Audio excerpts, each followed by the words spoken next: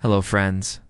And she goes to her wise grandmother for advice, and her grandmother shares with her this powerful lesson.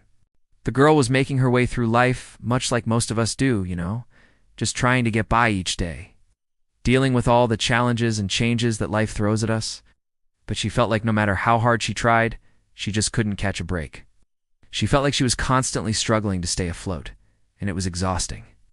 So she goes to her grandmother, who was known for her wisdom and insight, and asks her, "Grandma, why am I always struggling so much? Why can't things go my way for once?" Her grandmother was a very calm and serene person, and she took a moment to think about her granddaughter's question before she spoke.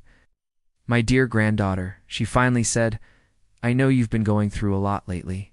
Remember the story of the feather that weathers the storm? It doesn't survive because it's tough. It survives because it knows how to bend with the wind," she explained to her granddaughter. That sometimes in life we have to learn to bend and be flexible in the face of adversity.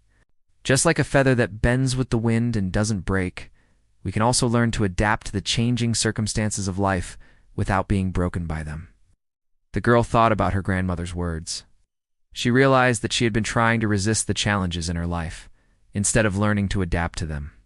She had been holding on to her pain and her anger, and it was making her life much harder than it needed to be. When the storm passes, the feather remains, but everything else shifts. The same is true when we go through tough times in life. If we bend with the storm, we will be able to come out of it stronger and wiser, but if we try to resist it, we may break. The girl thanked her grandmother for her wisdom and promised to try to be more like a feather in the wind. From that day on, whenever she faced a challenge, she remembered her grandmother's words and tried to bend with it. And she found that it was much easier to deal with the ups and downs of life when she didn't resist them. Friends, this is a powerful lesson about resilience and the importance of being flexible in the face of adversity.